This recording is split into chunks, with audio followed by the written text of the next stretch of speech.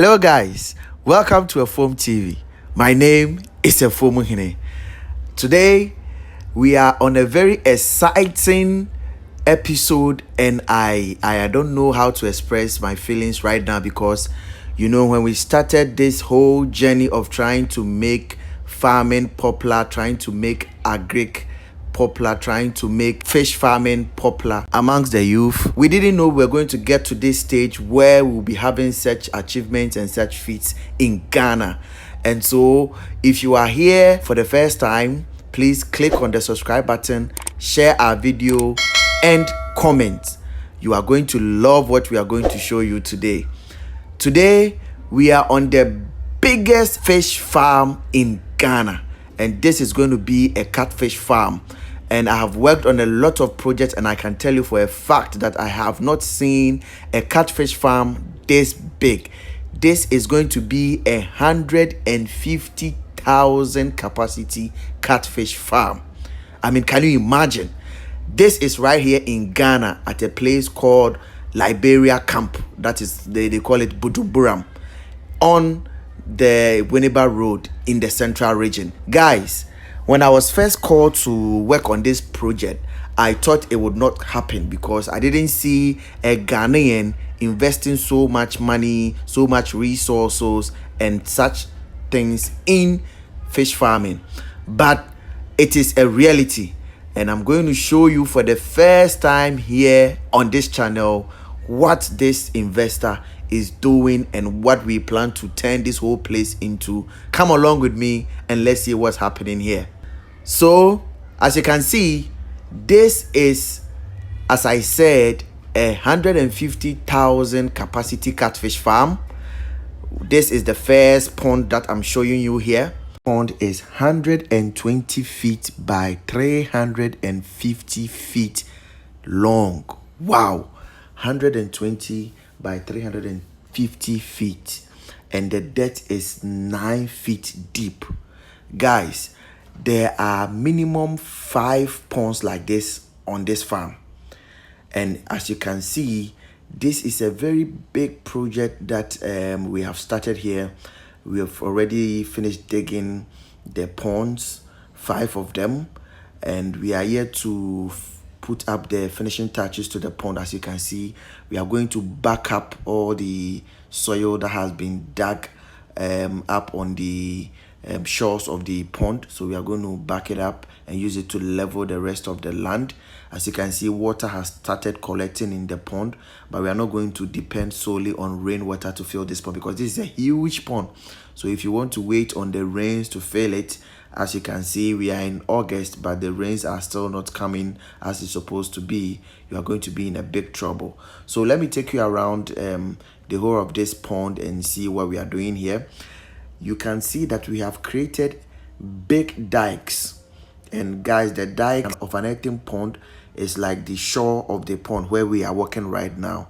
And we have created this 3 meters dike. We are going to create 3 meters dike because later in future we are going to use cars or vehicles to drive along the banks of this earthen pond.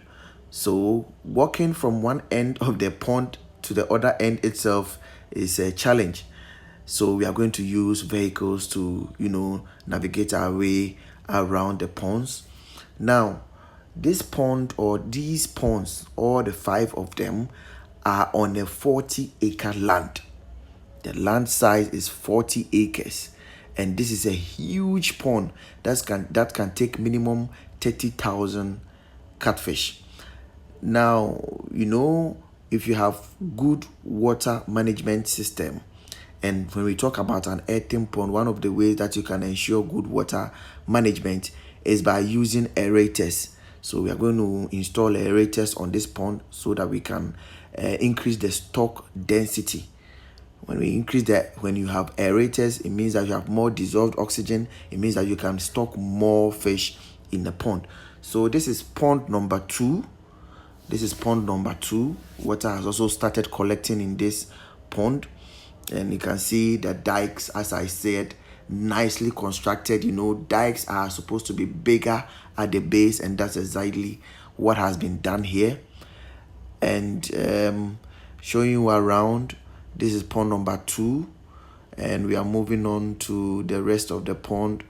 At the end of the day, what we are going to do is that we are going to plant grass, green grass, all along the bank, that is the dikes, so that we will check erosion.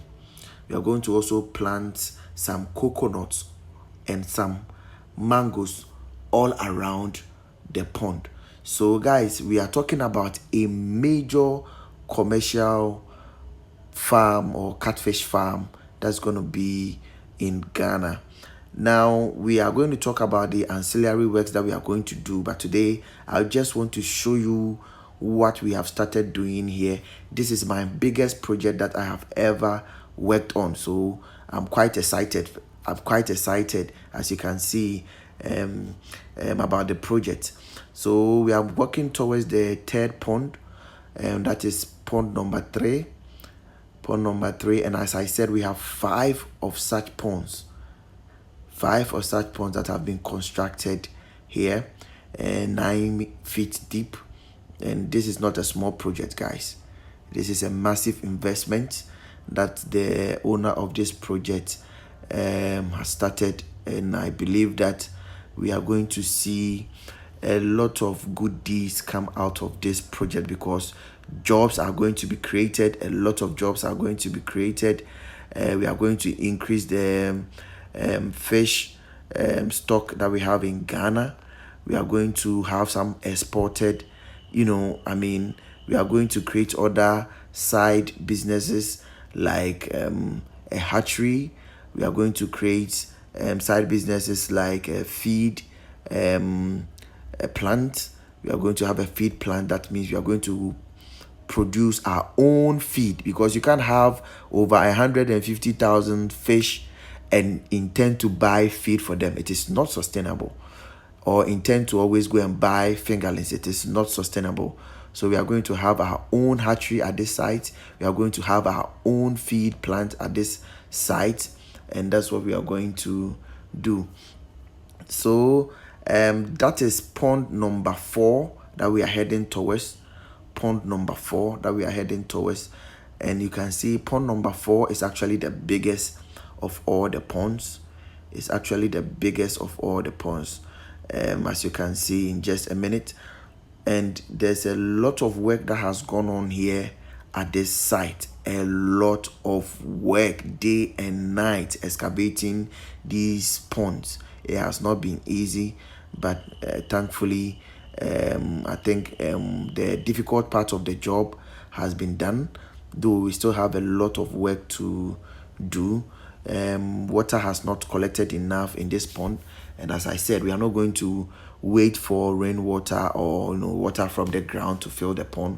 We have our own plan of filling these ponds up when we are ready.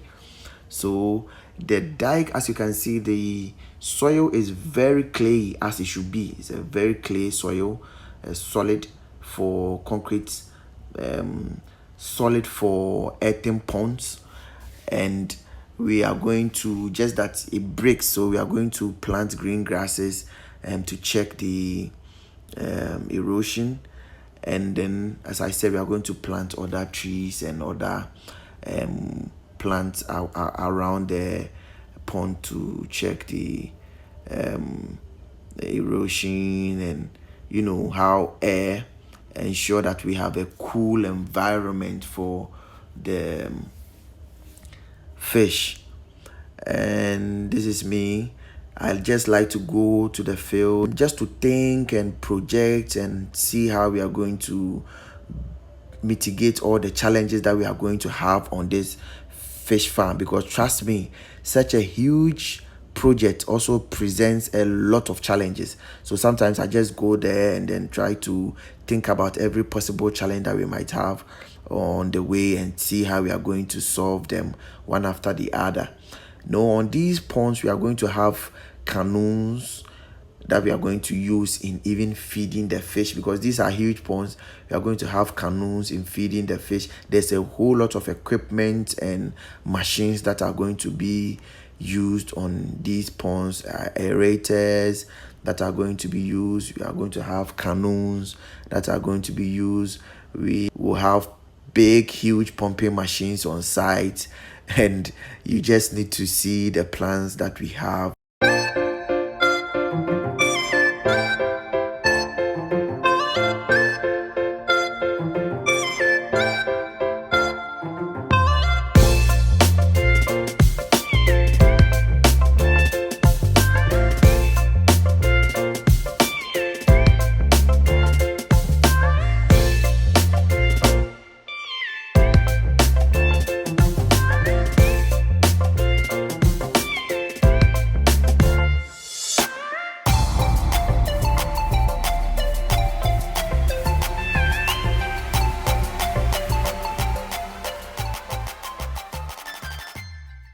So pond number 4 is what we are standing on right now.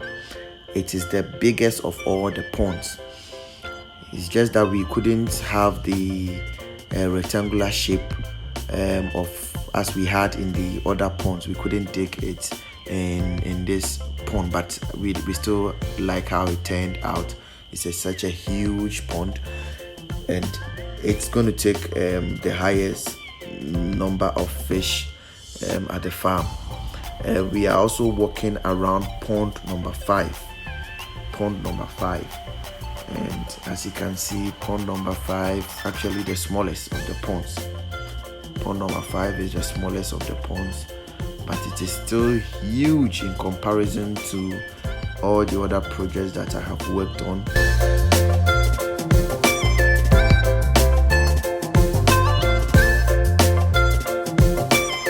So after digging our ponds or constructing our ponds, the next thing that we did was to also dig trenches all along the pond.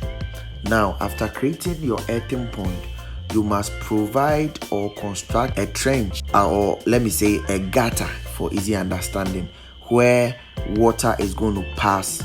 Rainwater, excess rainwater, or water that you don't have is going to pass through to join the mainstream or join from the farm or take away from your farm. So this is the trench or the trench that we have created. It's actually big in its own sense, and we are going to use this same trench to create a source of water for the farm.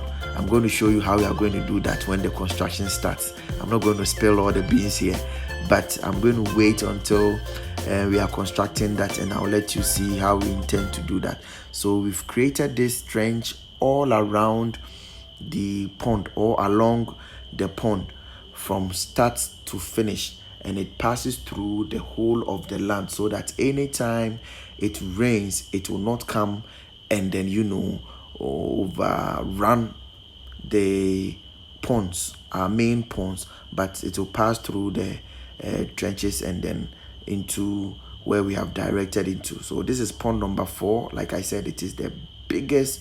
I mean, come on, man, come on. This is almost like a lake. This is a very big pond that we have created here, and as I said, when I come here, I try to identify the challenges that we are likely to have and see how we are going to solve each and every one of them. The investor understands that there's going to be a lot of investment that he has to make, and then pay our budgets and our estimates that we have done. I'm sure he's up to the task, and that's why we are still on this project. So you can see some green grass has already started growing on its own, but we are actually going to grow green grasses all along the banks of the pond, like the dikes, and then we are going to spread black soil on the banks, and then we are going to plant our green grasses. We are going to plant the coconut and the mangoes, and we are going to, like I said, we are going to clear all the sand that has been heaped here, and then use it to fill the other sides of the pond or of the farm, so that we don't experience any water breaking into the pond and destroying the pond. So that's what we are going to do. As I said, there's still a lot of work that we are going to do. We are still here to build our structures that is going to be like warehouses where our workers are going to sleep, accommodation for staff, and where we are going to have a hatchery, where we are going to have a feed mill machines that's going to produce our own feed for the catfish. Here you can see the trench also continues. Continues way to the end of the pond, and it has been created all along the pond. As I said, we have thought about this thing thoroughly, and we have everything planned out very well, and we are going to execute it exactly as we have planned. And so this is a tour of the 150,000 capacity catfish farm, the biggest ever in Ghana, and by far. And then later, as we keep on building the other structures, as we keep on building the other works, ancillary works that we are going to do, I'm going to update you on every bit or detail that we are going to have on this farm, because this is one of the best opportunities for all of us to learn about earthen ponds and the best ways of doing earthen ponds, and the challenges of earthen ponds. Because trust me, earthen ponds presents its own challenges, but you have to plan it well and look at how you are going to mitigate all these challenges. So we are going to put in place a lot of mitigation measures, and that's going to at least help reduce the challenges or solve the challenges that we are going to have on this farm. The water that has collected is very clean, very clean water that has collected, and then we have not even filled. It is not filled to even a quarter or 1/10 of it. So we have to also look at a way of filling the water up ourselves. And then, like I said, we are going to introduce water into this pond as soon as we are ready to introduce water into the pond. It will not be long ago, but we are not going to wait for rainwater to fill it. We are going to look at a way that will get water to fill it, and that is one of the ways that we are going to use the trenches that we have created for. As I said, I'm not going to tell you exactly what we are going to do, but definitely you will see it as we start work on this farm. So guys, this is an exciting project. I believe that all of you are going to enjoy the updates that we are going to share from this farm. So click on the subscribe button if you are new here. Share our videos, comment, ask your questions. Let's continue on this journey. Let's learn together, and then let's share ideas. If you have any suggestion, any great ideas for our project, you are welcome to share any idea that you want to share with us. But this is a great opportunity for all of us to also learn the best ways of doing earthen ponds, the most commercial, professional way of doing earthen ponds. And I believe we are going to learn a lot on this project. So that is that about our first tour of the biggest catfish farm in Ghana. Later, when we start constructing the structures, our cold rooms, our hatcheries, and whatever, I'm going to give you all the details and updates as you guys want it. And I believe we are going to have a good time. We are going to have a very good time on this project. There's no way we are leaving anything to chance on this pond. We are not leaving anything to chance on this pond. And whatever challenge that we have on the pond too, you sure know that we are going to show you whatever challenges that we have. We will not hide anything from you as subscribers. So let's hit on the subscribe button. If you are new here, hit subscribe, share the video, like and comment, and enjoy all the other videos that we have on the channel. So till we come your way again with another great video, it's bye bye from us at Foam TV. Bye bye.